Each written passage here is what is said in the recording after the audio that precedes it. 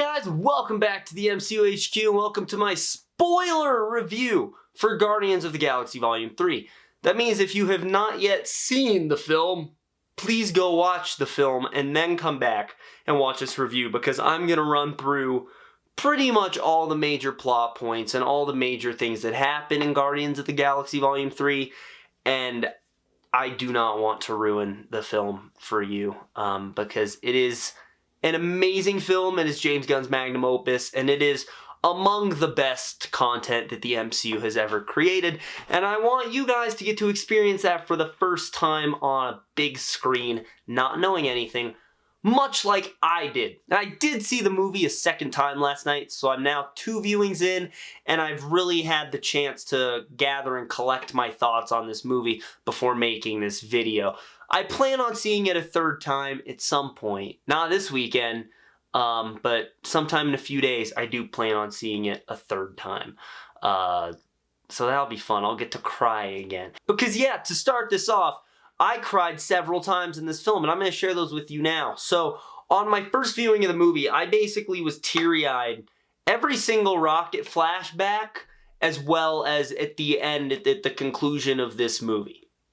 I cried, or I was very teary-eyed when Rocket got his name of why he's named Rocket when they're all naming themselves, and just that beautiful imagery of them all in the cage looking up at the ceiling and imagining the sky that's beyond that and hoping they'll get to that one day. And then it's sad by the fact that none of them got to except Rocket, but I'll talk about that in a few moments. And then when Lila died, which I'm also going to talk about in a few moments, that ruined me. It was Rocket's scream that got me. When Rocket flatlined, which we'll talk about. And then, of course, at the very end when he was saving all the raccoons and the High Evolutionary came back for him. Those were the moments that got me. They ruined me. And then, of course, I cried the next day when I was getting the clips for the review. No Marvel thing has made me this emotional. And I didn't think anything ever would. But alas, James Gunn knows how to get me. So now let's actually dive into more specific things. And I think that the craziest thing about this movie that a lot of people will agree on is the fact that no one dies. I, in particular, was made a like 20-minute long video of who's gonna die in this movie. I was always saying someone's gonna die, probably Rocket. And then, to my surprise, none of our main Guardians died. They all lived. There were very close calls. We, of course, saw Drax got shot twice before Star-Lord saved him, and they thought he wasn't going to make it. Adam Warlock cut through all of them immediately at the start. We'll talk a lot more about Adam Warlock. I have a whole section devoted to him, but just that opening massacre, really, where he cuts Groot's head off. He punches Nebula into just discombobulation mode. He breaks Mantis's arm. He almost beats Drax to death, and he fatally shoots Rocket in the chest. And then that's what kicks off the whole story of them having to go and find a way to save Rocket, which is why I say there's a fetch quest for most of this movie, because they have to figure out how they can operate on Rocket. And most of this video is going to be devoted to Rocket's story, so I'm going to try to hold off for a few minutes here. And then we had the fake out when Rocket flatlined and they brought him back. And then we had, of course, Peter Quill at the end dying in space before Adam Warlock came in and saved him, which was a beautiful moment. And again, I will talk more about that in my Adam Warlock section of this video. But it was very surprising that none of them died, because there were several moments I thought they were going to go. I thought Rocket was going to die the entire movie. I was really convinced Nebula was going to die when she piloted the spaceship. I thought she was going to go out piloting it, go out in a blaze of glory. But the main story of this film is that the High Evolutionary wants Rocket because he created such an intelligent, smart being, and he wants to harvest Rocket's brain to create the perfect society, and he wants 89P13, as he calls him, and so Aisha, having created Adam Warlock, the High Evolutionary is like, all right, so you're going to send Adam Warlock to go get Rocket. And that's where a lot of people don't like Adam Warlock. And like, I can see why people don't like Adam Warlock. Because he's not the Adam Warlock we all know and love. He's not dropping his awesome lines from the comics. I don't know much about comic Adam Warlock. My first and really only real exposure to this character outside of this film is in the Infinity Gauntlet story, of which he is a pivotal character. He is as important in the Infinity Gauntlet comic as Doctor Strange is in the Infinity War movie. That's kind of his role in that comic book. And in the comic, he is hyper intelligent. He is quite literally the perfect specimen. He's a lot like Vision in a way, at least I feel. And that's not what he is in this movie. And they explain it as the High Evolutionary was too impatient, and he forced Aisha to take Adam out of the cocoon early. Adam was not fully matured. He was not ready to go. And in a way, the High Evolutionary wanted Vision, essentially a version of Vision on his team, despite not knowing who Vision is. He wanted someone like Vision, but was too impatient to wait to get there, and he just wanted instant results. So he pulled Adam Warlock out of the cocoon. So Adam Warlock is effectively a child in a grown, very powerful body for most of this movie. And yes, it's very jarring, and I actually had to cut this section out of my non-spoiler review because I realized I kind of spoiled that Adam Warlock makes it out of the movie and is going to carry on in the MCU. Because James Gunn was not, at least the vibe I got, is that James Gunn was not trying to make the Adam Warlock we know. James Gunn was trying to set the seeds of the character so that future filmmakers can come in and build Adam Warlock into the Adam Warlock that we all know him to be. And Adam Warlock serves a very crucial purpose in this film, and he actually wanders around most of the film not doing anything. And I was worried that they were going to just not really have anything to do with this character, and you can tell it was almost an afterthought. So James Gunn originally planned on doing a Rocket and Groot movie, and I think it's fair to say High Evolutionary may have been the villain in that. But then when things shifted and things combined, Adam Warlock and the High Evolutionary both ended up in this movie, so James Gunn kind of had to adjust some things that he was planning. And I feel like you can tell that with Adam Warlock. But Adam Warlock has a very crucial purpose, because Adam Warlock effectively represents everything that the Guardians are. Everyone deserves a second chance, as they say. Just this misfit who has lost everything and is now just a lost being in the galaxy, not knowing what he is and making all the wrong decisions along the way. That's what all the Guardians of the Galaxy did. And he is chasing Rocket the entire movie, trying to get him so he can prove to the High Evolutionary that the Sovereign deserved to stay in existence, because the High Evolutionary created the Sovereign, which I think is a very cool thing they tossed in there. And Aisha dies pretty unceremoniously, but hey, it worked for me. And he gets blown up over and over and over and over.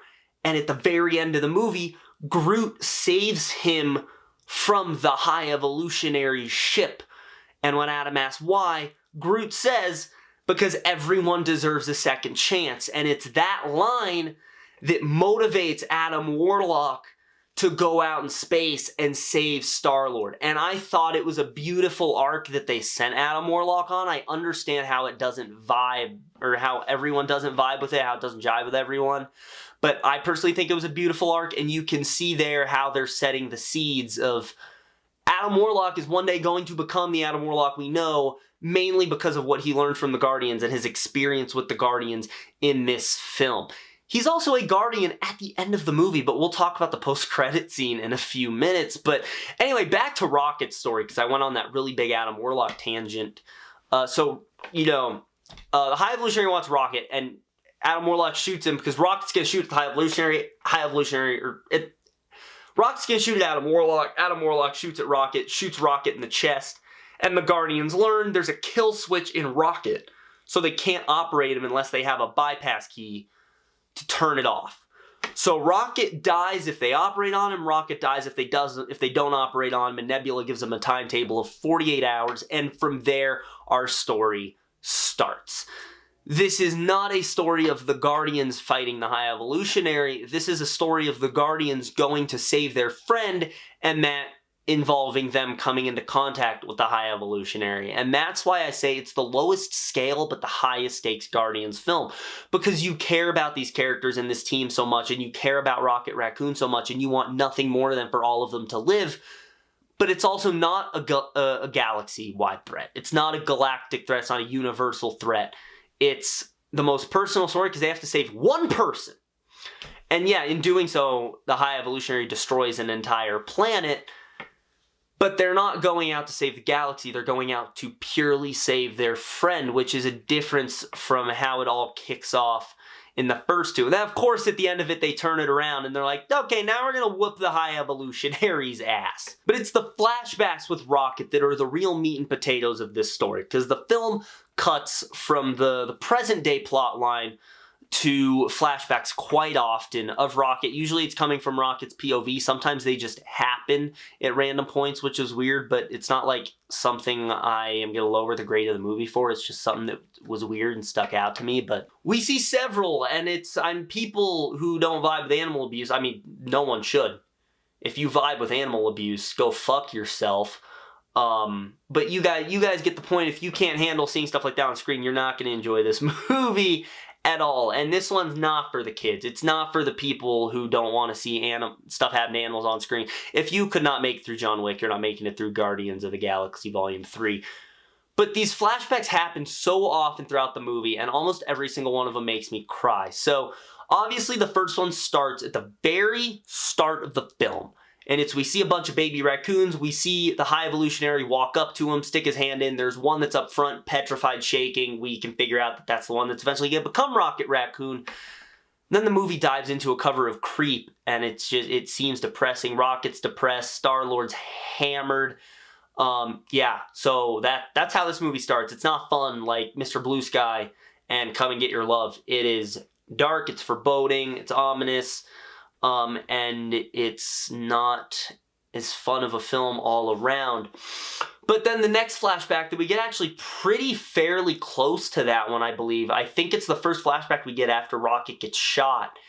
And it is when he's little, after they've done the first surgery on him, they've put some stuff in him to experiment on him.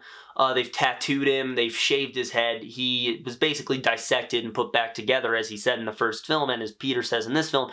And they toss him into a cage like a piece of dog shit. And that's where he meets Lila, Teefs, and Floor, which they're not called yet. And it's where we get a lot of body horror, because Lila, her arms and legs have been replaced with mechanical ones. She has full prosthetics.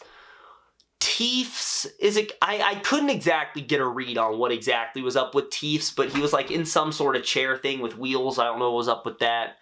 And then Floor, holy shit, dude. What they did to the other animals is nothing compared to what they did to Floor. So Floor has a thing over her mouth, and then she's got a bunch of metal legs sprouting out of her body. She's not even touching the ground. She's just in the air permanently. And it's kind of important to understand which animals are caged with who, because that leads to the emotion later, where we have Rocket and Floor in a room, and then Lila and Teefs are in another cell, but there's just one little cell wall so they can all see each other, so they can all interact. But the point is, not all four animals are with each other. They're split up. And we see when they first say, let's go save our friend, and that fun music kicks in, we get a lot of actual characterization for these animals. I was impressed with how much we got for really all of them. And we see just a quick glimpse of all of them running and jumping around and playing in their cells and trying to have some sense of fun. And you can see they are having fun. They're trying to make their lives fun. And Lila's laughing, Rocket's laughing, they're all having a good time. And if it has not been clear yet, we are dangerously close to this movie making the audience cry. And we are dangerously close to making me cry filming this goddamn video. So I'm actually going to pull up the quote, because I jotted the quote down of what Rocket says, because his next flashback, I'm going to try to go somewhat in chronological order for the rest of this, so I'm actually going to ignore what the Guardians are up to here and just try to stick with the flashbacks. If I remember correctly, well, no, not his next one, because there's the one of him with the High Evolutionary where he's doing math and whatnot and learning about the new world and all that, and his voice is so sweet. But the next really big flashback that we get is when they all get their names. And this is the scene I recorded it. I had to screen record it from the clip Marvel posted for my actual review of this film. And it made me teary-eyed at like 9 in the morning on a Friday. And I want to pull it up. And the sad part about it, but also the genius part about it, is that the way James Gunn wrote this is you have all of these animals who have had just everything ripped away from them and they're caged and they don't get to be animals. And they're trying to find some semblance of individuality about them. They're trying to find something to cling to that they can identify as. And really, Lila's the only one that thinks of something. She just has the name Lila in mind, and that's what she thinks of. And it's the other characters. You have Teefs. And I know he wants to say Teeths, but because of how his lips are, he says Teefs, and his name becomes Teefs. And he picks that because everyone has teeth, but his are the most prominent, and so his are Teefs. And then Floor says she wants to be called Floor because she's laying on the floor. It's each of them trying to find one thing. And Rocket delivers what is the most heartbreaking line in this film. He says, "Someday I'm going to make machines that fly, and me and my friends are going to go flying together into the forever and beautiful sky." Lila and Teefs and Floor and me. Rocket. And it's so fucking beautiful. And then from there, the movie just doesn't really let up, because if I remember correctly, the next Rocket flashback after that is the one when the High Evolutionary comes to him, because Rocket solved the equation on how to make these animals evolve without any rage and just be perfectly programmed. And the High Evolutionary tells Rocket, he's like, "You're not going to the New World. We designed you as all the mistakes we made that are going to go into these other people. That's all Project 89 ever was." So Rocket was created purely to be a thought experiment so that the High Evolutionary can then just kill him and move on to Project 90. And then we get the escape. And this is the first scene in the movie where I can confidently say there were actual tears streaming down my face. Rocket, upon finding out this information, they chuck him back into his cell. He decides he has to make an escape plan, and he figured out how to make a key card because he's just that intelligent. And so he makes a key card to get him and his friends out of there, and he opens the cage to free him and Floor, runs over, opens the cage to free Lila and Teefs, and he can finally physically interact with Lila the otter. And right as they're gonna escape, Lila gets shot. For a second I thought it was the kill switch in her going off, but no, it was the High Evolutionary shot her because he has a smoking gun behind her. And if Lila dying wasn't sad enough, to make it worse, she dies staring at the ceiling she's been looking at all this time, thinking of what's on the other side. And then it's Rocket's scream that makes it even worse, because he is screaming, he's crying. And then, because the High Evolutionary is not already vile and evil enough, he then has to mock Rocket, which doesn't make it any better. And then there's this awesome twist, because the High Evolutionary says, "Don't kill P-13," and you see people take out their guns and start shooting, and Rocket kills them before they can shoot him. And the movie makes you forget that they're not after Rocket, and they were aiming at Lila and Teefs, so then both of them die also. And then Rocket has to escape while he's being shot at and trying to be captured. He has to escape on a ship that I just bought the Lego set of. And that one flashback alone, if nothing else in this movie, this one flashback alone solidifies everything we know about Rocket. It's why he's so mean. It's why he has such trust issues. It's why he wants to kill everyone in the first movie. It's also why he's so obsessed with machinery and cybernetic body parts and always creating something. The reason he can create the Hadron Enforcer is because, one, he's wicked smart, and two, because he's just always tinkering with stuff because of what happened in this one specific scenario above everything else. But after that, that's the last true Rocket flashback we get.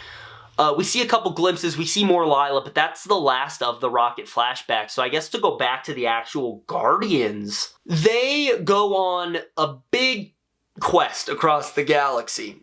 Because they go to OrgoCorp, which is that organic substance in the trailer where they're in those orange outfits, because they have to go there to get Ratcatcher 2 to give them the file on Rocket so that they can figure out how to deactivate the kill switch so that they can operate on him and save his life.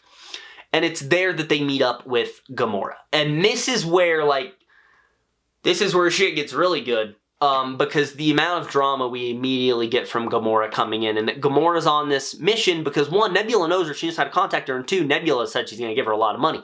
So that's what makes Gamora join them, and throughout the movie we see Gamora turn more and more into the Gamora that we remember from Guardians 1 and 2, but she never fully gets there because she's a different Gamora, and Star-Lord learns to accept that, which is the beauty of his story and her story in this movie. And she ends up fighting, not for the credits, but because she does have that goodness in her heart that Star-Lord is always alluding to, and she's doing so much to help the Guardians in this movie, and at the end she basically is an honorary Guardian, even though she decides to stay with the Ravagers. And then from OrgoCorp, when they get the file, they learn about Rocket's past, and they get to see the holograms, and we get some incredible context, some insane context, that what Thanos did to Nebula is nothing compared to what the High Evolutionary did to Rocket. Which really speaks to everything that happened off screen that we didn't see, because we've seen Nebula's whole situation, and it's fucked. And it's even worse for Rocket, so that's really saying something. And then from there, they have to go to Counter-Earth because they need a certain doctor or whatever who would have the information. And so then we get to the back half of this film. And Counter-Earth, that entire sequence when they get to Counter-Earth, it's so cool because you have it goes multiple ways. So they get there, they talk to that one citizen, they figure out how to communicate with her, she points them where they need to go. And then you have the team split up. So you have Drax and Mantis staying on the ground with Rocket, or they're supposed to. They end up leaving. Gamora's staying on the ship because she doesn't feel like getting off the ship. You know that Adam Warlock and Aisha are inbound because they want to get Rocket before the High Evolutionary blows them all up. And then you have Nebula, Star-Lord, and Groot, who are leading the mission to the High Evolutionary's fortress. And Groot is the MVP of this movie because Star-Lord hands Groot his guns before he delivers an amazing F-bomb, the MCU's first F-bomb. He hands Groot the gun, says, you know what to do with these. And I wish it wasn't in the trailer what ends up happening with all those guns, because it would be so cool. But, spoiler alert, Groot has a lot more than just Star-Lord's guns. And so, they go there, Nebula has to stay behind because her arm is a weapon, but they don't scan the tree. And so we get such an awesome action sequence. I remember I was pumped up. I had chills the entire time leading up to it, because if you've seen the trailer, you know where it goes. And this initial conversation Star-Lord has with the High Evolutionary is so meta and so perfect, because the High Evolutionary's monologuing, and Star-Lord is like, I don't need to hear about another villain with mommy issues who wants to take over the universe or whatever. He's just poking fun at like every single comic book movie villain, but it also works within the context of the movie. It's great. And Star-Lord is the character who, above every other character, has earned the right to get pissed at the villain for monologuing. And they start to take off because the High Evolutionary is like, okay, yeah, you know, Counter-Earth isn't perfect. You're right. I'm going to start over. I'm going to erase it. I'm going to start over again because he's fucked. And so there's this amazing back and forth of people saying it's a trap. And Star-Lord says, no, it's not a trap. It's a face-off. And that finally gets a payoff when you realize it was not, in fact, a trap. Star-Lord knew what was going to be happening every step of the way, and he's a lot smarter than every single other character gives him credit for. And Groot drops a grenade to kind of throw everyone off, take some people out, and leave an opening for him and Star-Lord to start firing. And we know Groot has all the guns if you've seen the trailer, but still, having seen the trailer, it's still just as badass, where Groot opens up and he has 8 guns. And he's got all these branches holding guns, and he can move each of them individually, passes Star-Lord his guns, and they just shoot the entire place up. And it's beautiful, and it's deserved. The only thing I wish happened is that they blew the High Evolutionary's head off right there. But of course, this isn't the third act of the movie. They can't do that. They also aren't there in time to fight the High Evolutionary because Star-Lord, being as pissed off as ever. So we know Star-Lord has anger management issues in these films. We've seen that several times. You know, he shot Ego immediately upon hearing Ego killed Star-Lord's mom. He knocked Thanos out of the trance. He's always had these sort of issues. And this, I think, might be the angriest he's ever been. Because instead of just doing something dumb, like shooting his guns or bashing a guy in the head without explanation or reason, he tackles this man out the window of the High Evolutionary's fortress, having no jetpack at all. But this is another part of his plan. Groot follows Star-Lord down, and Groot can fly. And it's awesome. And they slam the guy into the ground and then toss him into the water to drown what's left of him. And then they cut his headpiece off so that they can figure out how to kill the kill switch, stop the kill switch inside Rocket. And I think that it may actually be the single most angry we have ever seen Star-Lord on screen. And then, in that same thing, we see Nebula and Drax and Mantis go onto the ship to try to save Star-Lord, and Gamora is able to save Rocket and hold off the enemies just long enough to get out of there.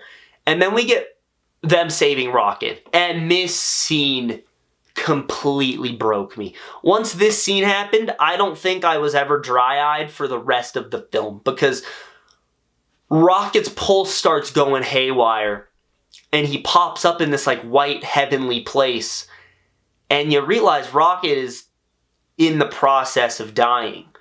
And they're trying to stop the kill switch. They're trying to get him the meds he needs. They're trying to operate on him. And it's like they don't have enough time to do it. And Lila comes out, and Lila is talking to Rocket, and Rocket's apologizing because he got them killed. I'm about to cry. And then he asks if he can go with Lila into the forever and beautiful sky, which he's been wanting to do. And Lila says it truly is beautiful and forever. And Teefs and Flora are there. And then the moment, and I knew Rocket wasn't gonna die because he's whooping ass in the trailer, but James Gunn does such a great job of making you forget that Rocket actually flatlines, and it broke me. And I had tears coming down my face, and I'm like, come on, like, for some reason, I know it was a stupid thing to think, but for some reason, for a split second in my head, I was like, did they CGI Rocket into the trailers? Is he actually gonna die here? Was this mission for nothing? And yeah, he's about to go in, and Lila's like, no, it's not your time yet, you can't go. But they'll be here waiting for him, and he comes back to, and he starts breathing, and they all hug it out, and you see that Gamora's really happy, and Rocket's back, and then I was crying, but then it went from sad crying to tears of joy in an instant. And then that brings us to our third act just about, but something that was crazy is I picked up on it on the first watch, but didn't really sink in until the second watch. Rocket didn't know the High Evolutionary was involved in anything. For all he knew, it was just an assassination attempt. When he wakes up in the med bay of the Bowie, that's the first time in the movie that he realizes the High Evolutionary is involved, and that's who the Guardians are trying to fight, because the High Evolutionary captures Nebula, Mantis, and Drax and starts speaking to them on comms. And Rocket hears it, and you see the instant PTSD kick in, and all those memories of the High Evolutionary of all those years, every memory of Lila, every memory of Counter-Earth and everywhere he was, all comes flooding back in instant, and he realizes just who they have to fight. And it's so good. And the CG on him is great, the mocap on him is great, because I know they do some mocap for Rocket, and Bradley Cooper's performance especially. I did not single it out in the review, I just talked about Rocket's story in general, but if they did voice work and motion capture nominations, Bradley Cooper would be getting an Oscar nomination for his work as Rocket Raccoon in this film. because it was incredible. He delivered one of the best, most beautiful, and most emotionally compelling performances in the MCU. The third act is absolutely bonkers. And what I love about the third act is everyone has a moment to shine, even Cosmo and Kraglin. And they know, so they have to get, the way the third act actually starts is cool because they really want to keep this as more of a personal Guardian story instead of a big galaxy-saving story. And so the only reason they go to fight the High Evolutionary from the get-go is because that's where Nebula, Drax, and Mantis are, and they've been held prisoner, and Star-Lord knows they can't get on that ship because it's too packed. And so he makes a call, and he has Kraglin and Cosmo, who, Cosmo and Kraglin have a great thing in this that we're going to talk about. They have a great dynamic. He has Kraglin and Cosmo bring all of nowhere through a jump point in space to have a giant space battle with the High Evolutionary's giant Rubik's Cube ship. And it's awesome. And I had been saying, as the movie was going, we have not heard the Guardians theme, or at least a variation of it throughout this entire film. The first time we hear it is when Rocket's back in action. And every character gets a standout moment, and I will talk about the hallway in a minute, because oh my god, I really want to. But when I said every character gets a standout moment in my non-spoiler review, I was not kidding. So we have, of course, our crew that was already on the ship, Mantis, Drax, and Nebula. Nebula gets to fly it, because she has to connect nowhere in the High Evolutionary ship, and the controls are gone, so Rocket can't fly it, but because of Nebula's arm, she can, and this is where I thought she was going to die. So she has to connect the two ships. Mantis learns that the Abelisks are not actually dangerous creatures, and they're just afraid of what the Guardians are going to do to them. This whole movie really is about how we treat animals and wildlife and whatnot, because of course you have all the Rocket scenes of animal abuse, and then you have at the very end Mantis saying they're not going to eat us, they're scared of what we're going to do to them. And it also brings a full circle of Rocket was scared of what the High Evolutionary was going to do to him. And so she basically tames them, and she has an army of Abelisks, and I kept almost calling them Rathars because they look like Rathars. Disney, what's up with the tentacle monsters? But she has the Abelisks, and then of course Drax can speak the language of these children, and he's nice to him, and he flips his dad mode back in, and he can communicate with him, and he's making him laugh. Gamora had a fight on Counter-Earth, which was kind of her big moment to shine. Star-Lord and Groot, their big moments are also on Counter-Earth. Every character gets at least one incredible moment. Now, Rocket's moment is interesting, because on one hand, it could be the ship, but I wouldn't say that's his big badass moment. I'd say his moment is actually a lot smaller, and we'll get to it in a few minutes of what Rocket does that's so impactful, but not as badass. But the hallway fight. So Star-Lord's listening to his tunes. He's listening to No Sleep Till Brooklyn, and all the Guardians are back together. And he's like, cool, so let's get off the ship. And Nebula's like, no, there's kids on this ship. We have to free them. And he's like, no, we gotta go. And it's Rocket who initiates it. He's like, I'm done running. Cocks his gun, and he's walking back in. He's going to go fight. He's going to go take these guys down. He's going to free everyone. He's not letting the High Evolutionary get out of this one. And it reminds me so much, and this is why I say you can tell it's a post the Suicide Squad James Gunn. It reminds me so much of when the Squad turns back in the Suicide Squad, because they're going to save everyone. It's a lot like that. And just as good. And is it really plagiarism if you steal it from yourself? And so they go into this hallway, and Daredevil no longer has the best hallway scene.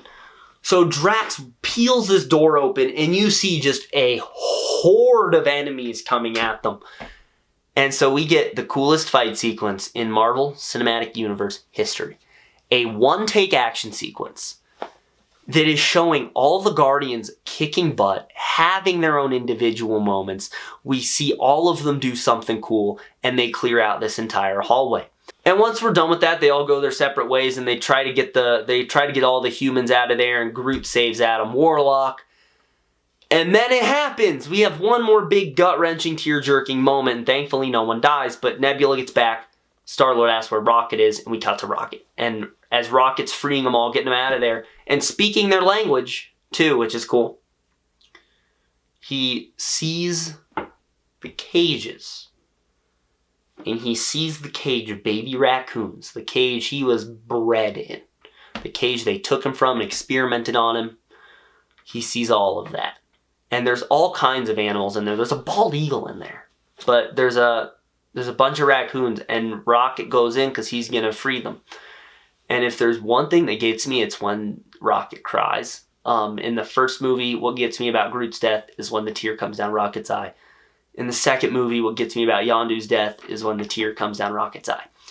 And in this movie, it's not one tear. It is multiple. So Rocket sees the raccoons, and it's such a cool contrast because the start of the movie is a guy walking up to a cage, and the raccoons get scared. And he grabs one of them.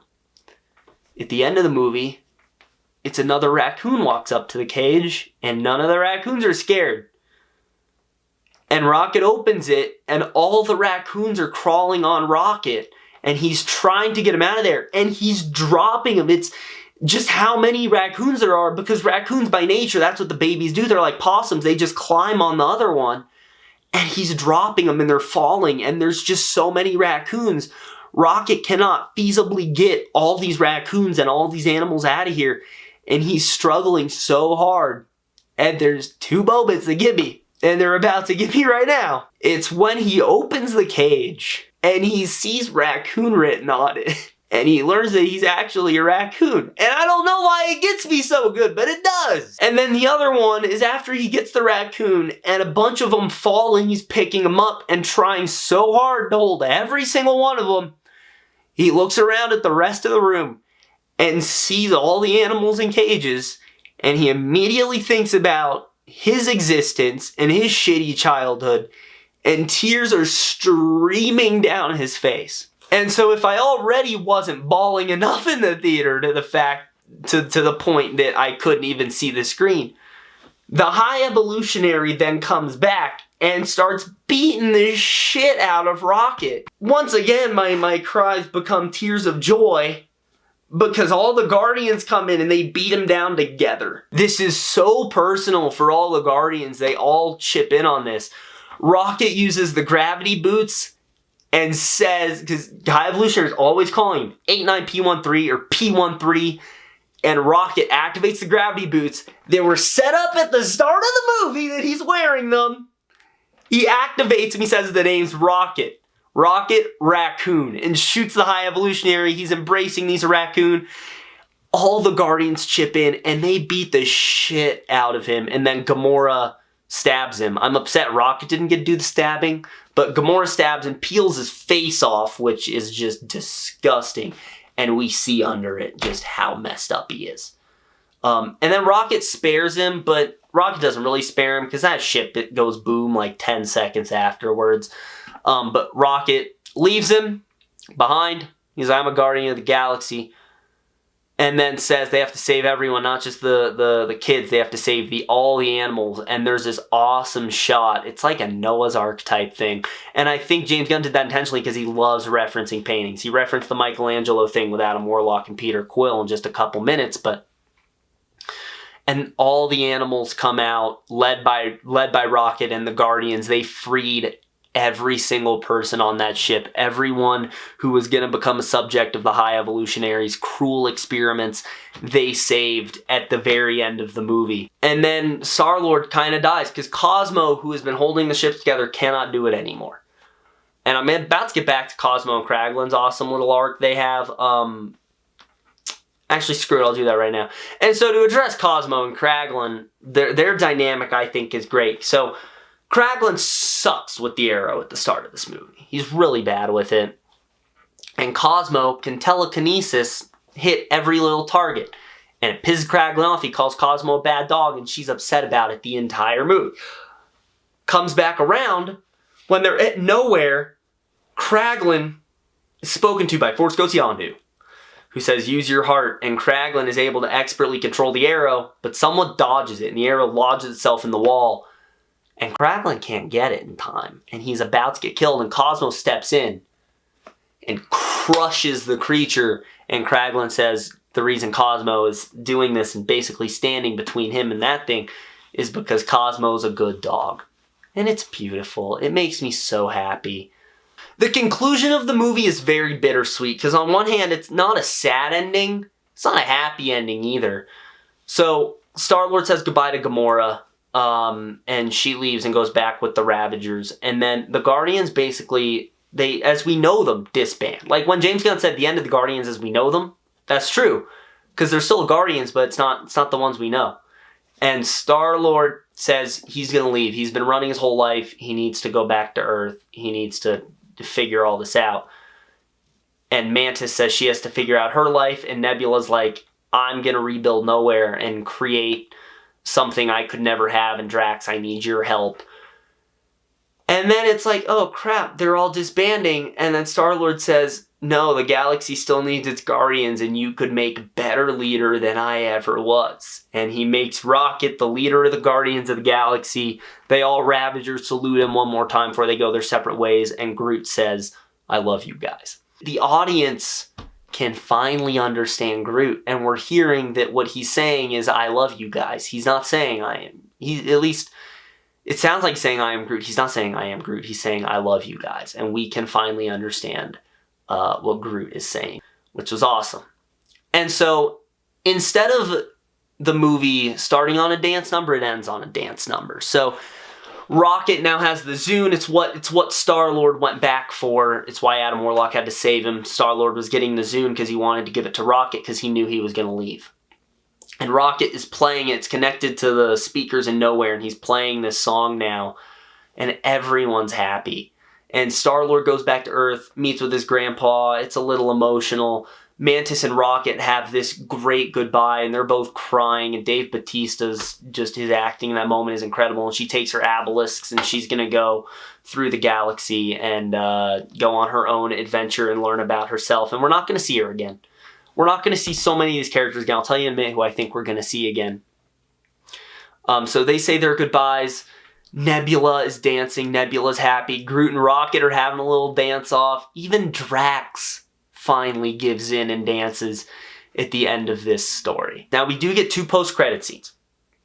I'll talk about them real quick instead of making a separate video. So the first one is the new Guardians are on this planet, and I cannot remember the little girl's name for the life of me, but it's Rocket is leading them, and they have Kraglin there.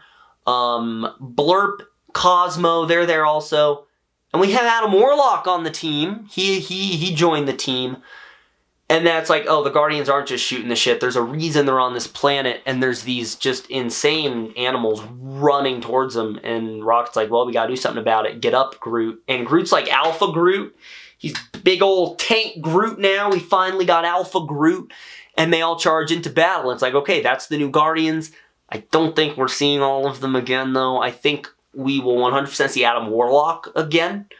He's too big of a character in Marvel canon to not be back. I think, at the very least, he'll be the representative on the Avengers. And then we get the second post-credit scene that says, Star-Lord's on Earth, 45 years old, talking about how he doesn't want to mow someone's lawn, and then his grandpa's reading a newspaper that says alien abduction, Kevin Bacon tells all, which was very funny. And that ends by saying the legendary Star-Lord will return. And it's like, ooh, what's he going to return in? Me personally, and my mom thinks this too, he's going to be an Avenger. They're going to put him in either Kang Dynasty or Secret Wars. We're going to see him again. He'll probably make the call to get Adam Warlock to come help, and Adam Warlock will join in.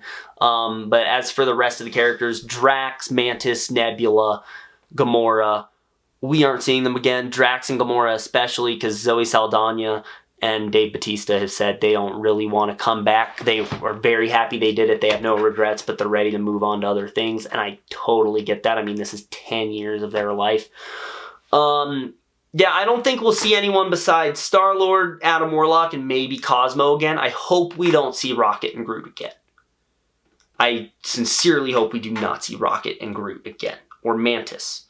Or the people on Nowhere. Let them rest. It was a great ending to their story. There's a couple characters who we can still continue on with, but let's not keep bringing back the rest of these Guardians, alright? So that's my 2 cents on it. So overall, that's the end of this very long spoiler review. I have no issues with Guardians of the Galaxy Volume 3. I loved it from the very start of the Marvel intro to the very end of the credits. I thought it was a beautiful story. I thought it was a beautiful film. It was so emotionally rich. It was heartbreaking. It was happy. I laughed, I cheered, I cried, I did everything, and I left the theater thinking that not only was that the best Guardians of the Galaxy movie, but that might just be the best MCU movie. I will have to see it again before I can fully decide, but as it stands right now, I cannot think of a single thing about that movie that I didn't like or did not vibe with in any way. I thought it was truly, truly a perfect conclusion to this trilogy. But there you guys go. Those were my spoiler thoughts on Guardians of the Galaxy Volume 3. What did you think of Guardians 3 as well as my spoiler review? You can let me know full spoilers down in the comments below. Also leave a like on this video, subscribe, click on the bell icon to receive all notifications from the MCU HQ. That's going to be it. Have a great day, guys.